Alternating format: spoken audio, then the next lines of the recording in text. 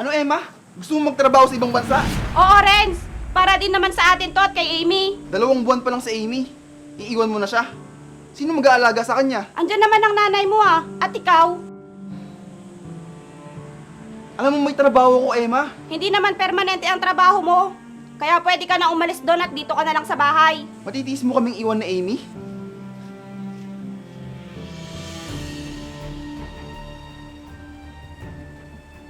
Alam mong ito na ang pangarap ko noon.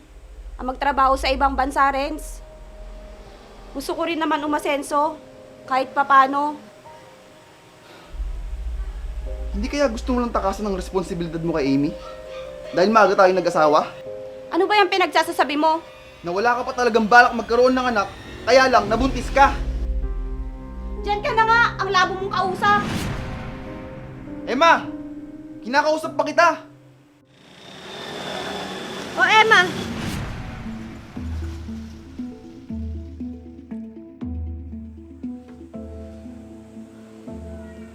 Renz, anak, ano ba yung pinagtatalunan niyo ni Emma?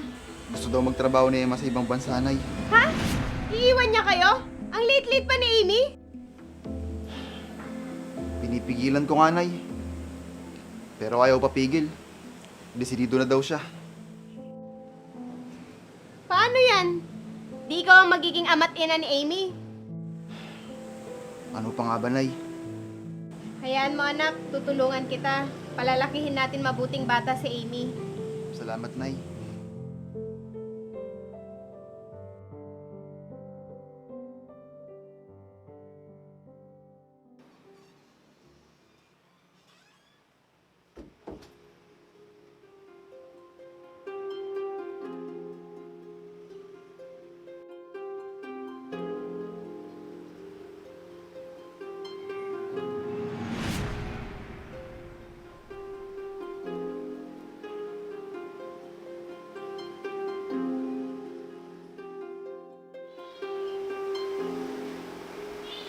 Tay, hindi mo ba ako ihahatid? Hindi na muna, anak. Si nanay na lang muna maghatid sa'yo. Tay, ihatid mo naman ako.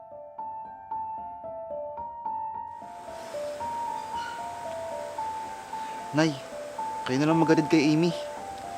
Palagi ka na lang ganyan, Renz. Anong ginagawa mo sa buhay mo? Sisermonan nyo na naman ako, Nay. Renz, may anak kang umaasa sa'yo.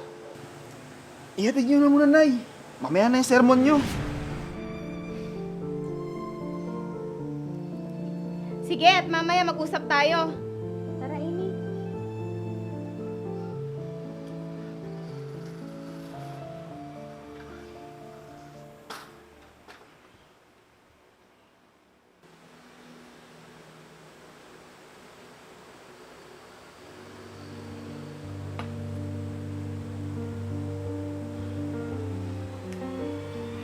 lasing ka na naman kagabi? Gabi-gabi ka na lang yatang naglalasing. Nay, huwag ngayon. Sakit pa ang ulo ko. Paano ka makakapagtrabaho niyan? Nangihina ka pa. Paano kayo mabubuhay ng anak mo? Kung ganyan ka. Nandiyan naman kayo, Nay, para tulungan ako. Oo nga, anak. Pero kailangan tulungan mo rin ako. Nahihirapan na din ako. Hayaan nyo munang ganito ako, Nay. Hindi pwede yan, Renz. May anak kang umaasa sa'yo.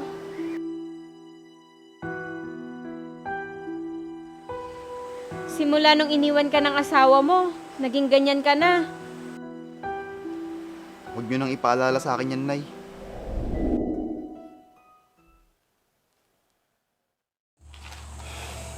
Matagal lang dito matawag at nagpapadala si Emma. Ano kaya nangyari sa kanya?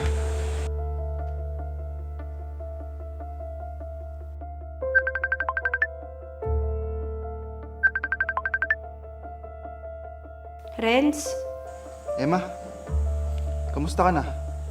Bakit ngayon ka lang tumawag? May sasabihin sana ako. Ano yun, Emma? May problema ba? Friends, hindi na ako uuwi dyan. Mag-asawa na ako dito. Ikaw nang bahala kay Amy. Ha? Ano yung pinagsasabi mo, Emma? Iiwan mo na kami ng anak natin? Oo, Renz. Patawarin mo sana ako. Emma! Emma!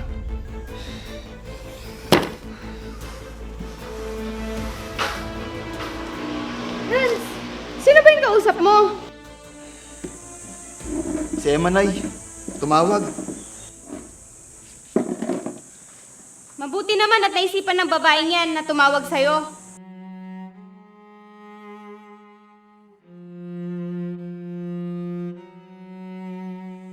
Anong sinabi niya at bakit malungkot ka? Nag-asawa na siya doon. At iiwan niya na kami ng anak namin. Ha? Ganon-ganon na lang ba yon? Na parang laruan kayong iiwan? Yun po ang sinabi niya, Nay. At hindi na siya uuwi dito. Napakawalang puso naman ng babaeng yun.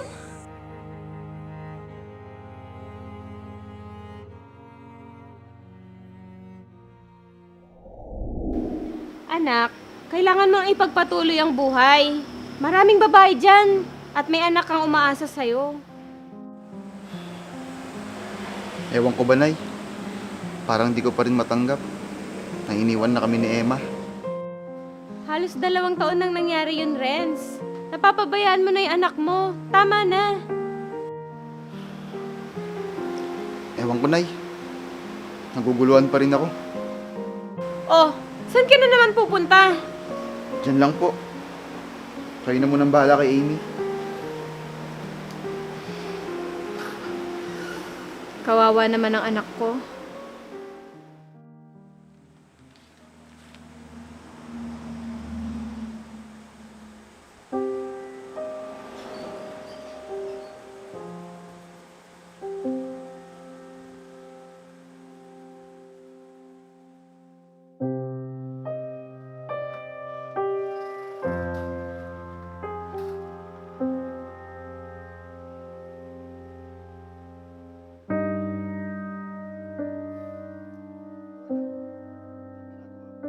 Tay, lasing ka na naman.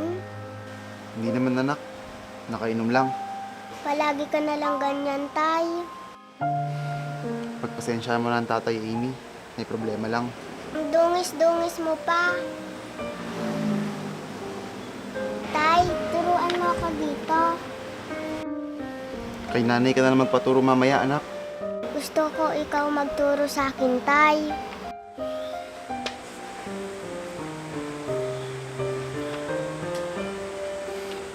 Tama nga si nanay. Napapabayaan ko ng anak ko. Panahon na siguro para baguhin ko ang buhay ko. Kakalimutan ko na si Emma para ipagpatuloy ang buhay. Tay, Anak, bukas na natin tuturuan. At ako na rin na mag-aarit sa'yo. yehey!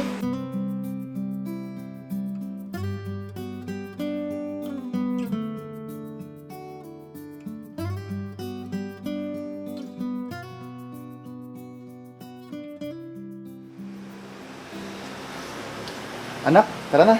Tay, wala pa po akong sapatos. Ay, oo nga pala.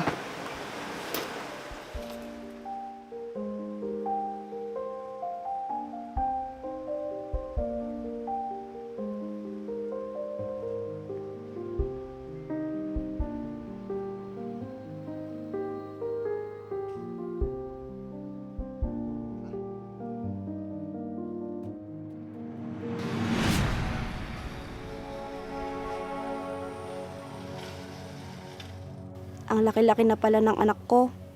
Ang saya-saya nila tignan. Hindi ko papasok, Nay. Mamaya na, Renz. Sige, Nay. Alis na po kami. Ako na rin po magsusundo sa kanya mamaya. Sige anak, mag-ingat kayo. Tara na.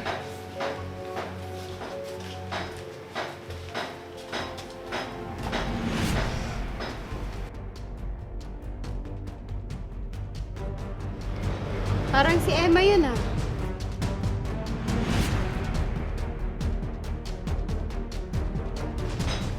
Si Emma nga.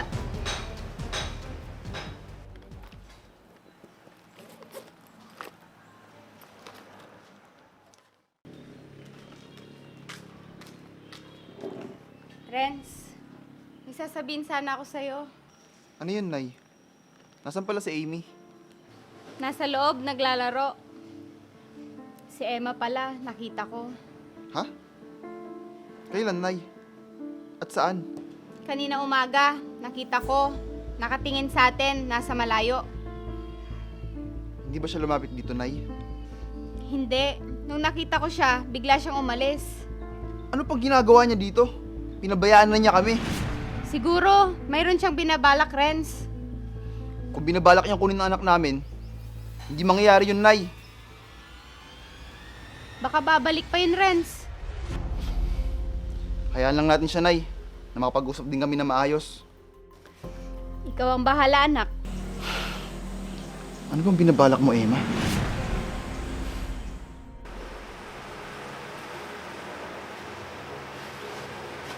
Nay, kain tayo. Nakapagluto na ako. Renz, anak, alam mo, natutuwa ako para sa'yo. Bakit naman po, Nay?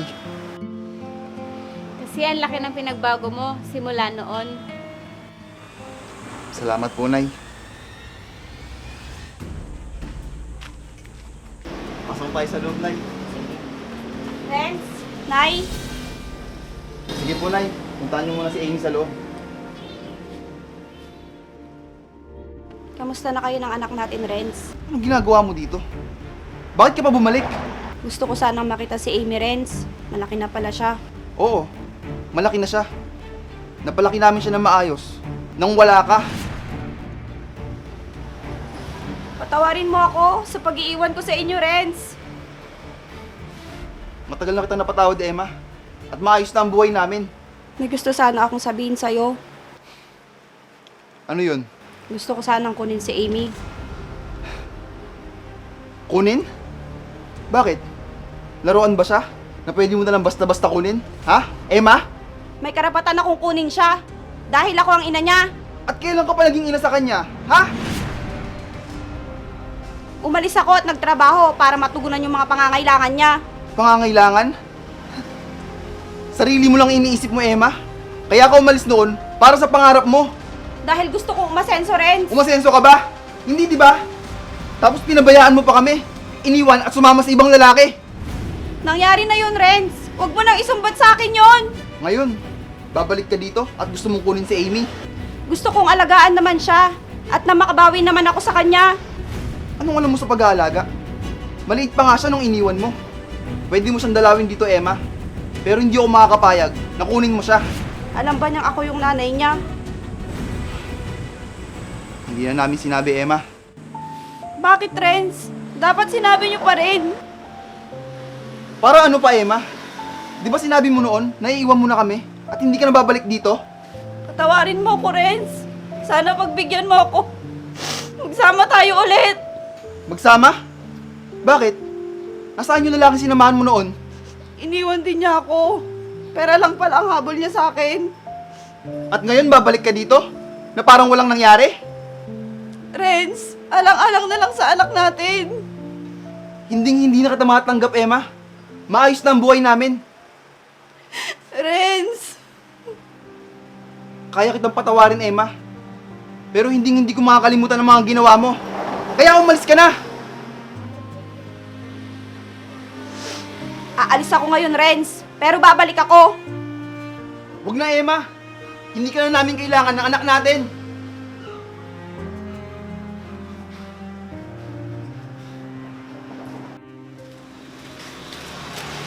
Nay, sino po siya? Siya ang nanay mo, Amy. Bakit ngayon lang siya nagpakita tapos aalis din? Bata ka pa, Amy. Balang araw, maintindihan mo din ang mga nangyayari.